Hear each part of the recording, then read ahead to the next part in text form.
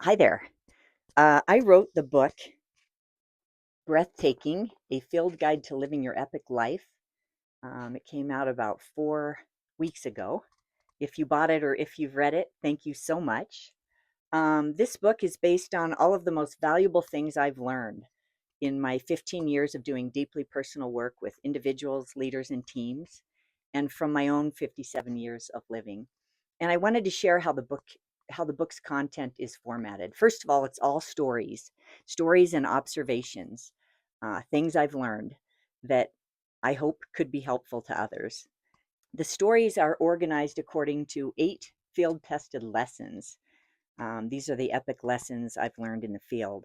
And those 8 field tested lessons are: first one is know your location.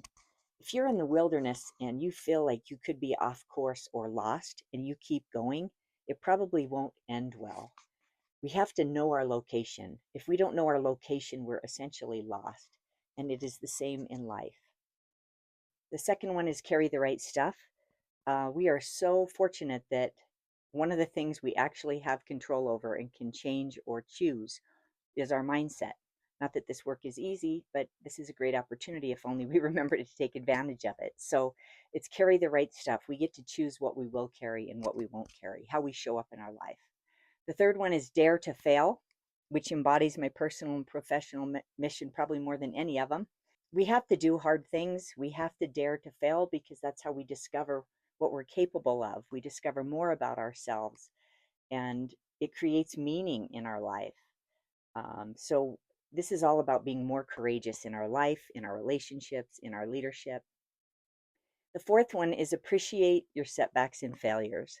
Well, especially when we're living our epic life and daring to fail, we're not going to be perfect. We are going to fail.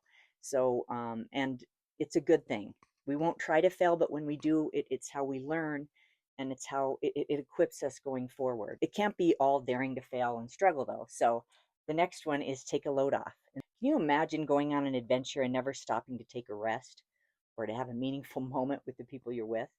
What a tragedy, and yet we do this all the time in our life and our work. And in fact, when we're the most stressed out is when we tell ourselves we can't stop, and it's exactly then when we need to stop. So take a load off. Rest is essential, so is fun, so is joy, and so is awe. And that section is all about that. Next is tend to the pebble in your shoe. If you have a pebble in your shoe and you don't tend to it, it's not going to go well. Your journey is going to be difficult and full of pain, and it's going to cost you in all kinds of ways. So, tend to the pebble in your shoe is all about taking care of yourself and self leadership.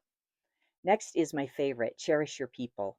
None of us lives our epic life alone. When you talk to people at the end of their life, they'll tell you the most important thing is their people and the relationships and the memories and experiences they had with their people. They don't mention their accolades when they're on their deathbed.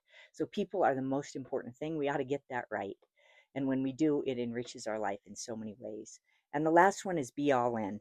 We can't live our epic life halfway. We have to be all in. We have to know who we want to be and how we want to be and commit to that. So those are the 8 lessons. I do workshops on these. Anyone who works with me as a coach, we're going to go through this epic journey, what I call the breathtaking process, where we do deep dives into each of these lessons. Anyway, that's how the book's formatted. If you read it, Breathtaking: A Field Guide to Living Your Epic Life, which is available at yourepiclife.com/book.